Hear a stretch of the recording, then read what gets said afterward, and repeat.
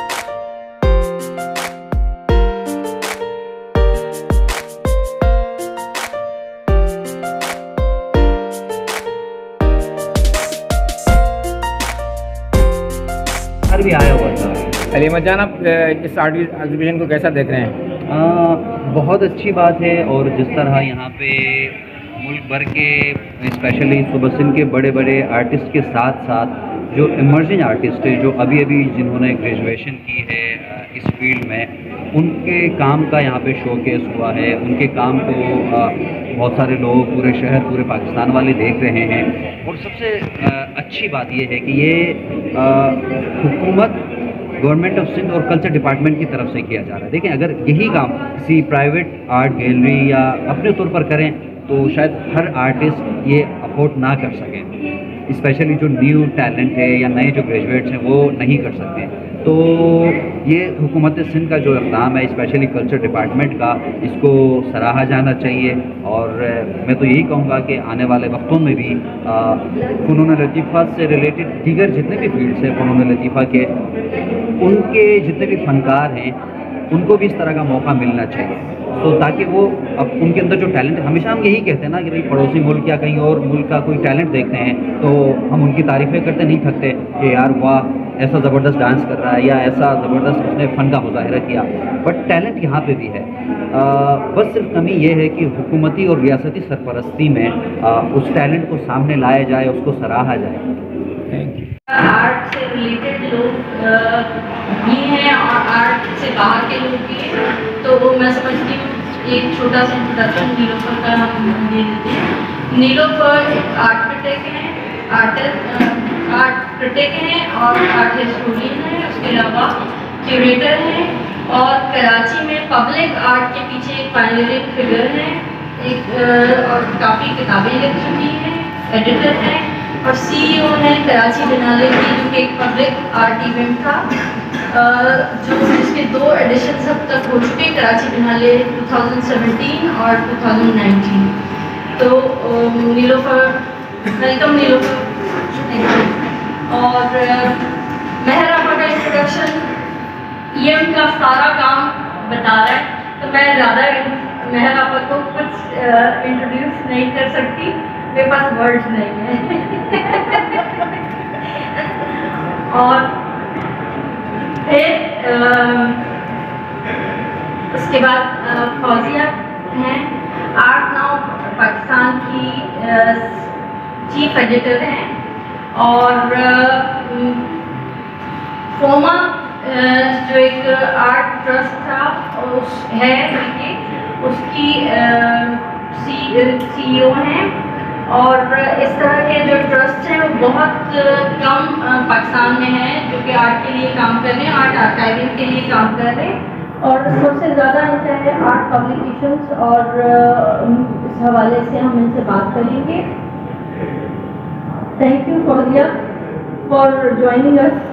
और रोमेला एक art educator है, कराची स्कूल ऑफ आर्ट में पढ़ाती हैं, बहुत अरसे से पढ़ा रही हैं। रिसेंटली इन्होंने BNU से अभी एक मास्टर्स किया है आर्ट एजुकेशन में और आर्ट एजुकेशन में इनका बहुत बड़ा रोल है।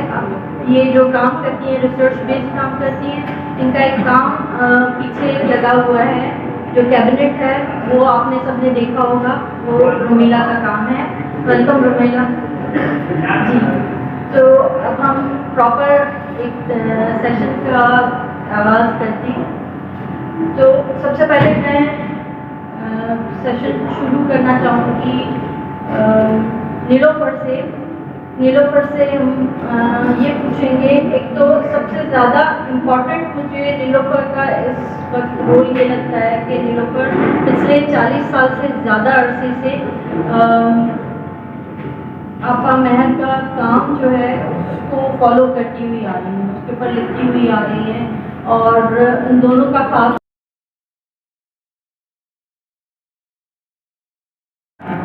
लाइक 70 से जानती हूँ जब मैं आर्ट स्टूडेंट थी और वह मेरी उस्ताद थी।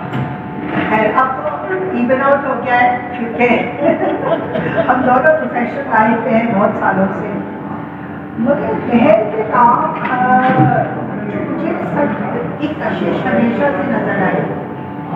इवन 70s से और 80s से जब उनका काम लोग जो है ना उनको बहुत लार्ज लगता था, उनकी पैलेट रात की कई सारे इंट्रीगिंग सिंबल्स इस्तेमाल कर रही थी, मगर मुझे हमेशा वो एक इंटरेस्टिंग सी चीज़ लगी और इसीलिए मैंने महर का काम फॉलो किया। और फिर मैं 90s और 80s में मैंने लिखना शुरू किया उनके काम के बारे में और कई और लेयर्स रिवील होने लगे। और हाल ही में मेरी एक किताब जो महर के ऊपर है वो आई है, तो उसमें मैंने 16 लोगों को इनवाइट किया है जिसमें रोमेला भी हैं, रीता भी हैं, लिखने के लिए उसमें। और वो इसलिए मैंने इनवाइट किया और खुद को किताब नहीं लिखी क्योंकि मैंने महर के ऊपर बहुत लिखा है, रिसालों में लिखा है, मुख्तलिफ और किताबों में लिखा है और अखबारों में लिखा है। तो मैं सोच रही थी अगर हम लोगों को इनवाइट करें महर के बारे में लिखने के लिए तो उससे डायलॉग और वसी होगा। लाइक लोग अपनी सोच इस डायलॉग के अंदर लेकर आएंगे, मैं कुछ उनसे डायलॉग करूँगी और ऐसा ही हुआ क्योंकि उस किताब के अंदर जो लोगों ने कंट्रीब्यूट किया है वो एंथ्रोपोलॉजिस्ट भी हैं, एक्टिविस्ट भी हैं, आर्ट हिस्टोरियंस हैं, फिल्म मेकर हैं, और इस तरह से कई और शोबों से उनका ताल्लुक है आर्ट के अलावा। तो इससे क्या हुआ है कि उनकी जो डिस्कोर्स और डायलॉग हुआ है उससे महल के काम के कई पहलू और हुए।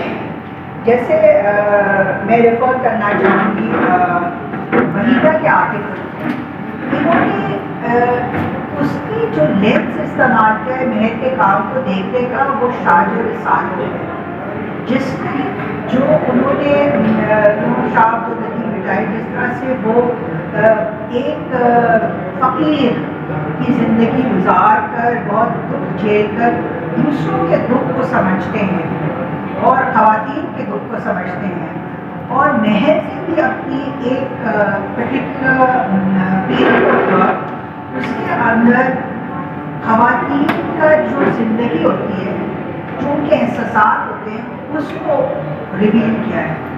फिर कई मुख्तलिफ है, रोमेला का तो आर्टिकल है प्रिंट मेकिंग पे जिसके बारे में वो कुछ बात करेंगे।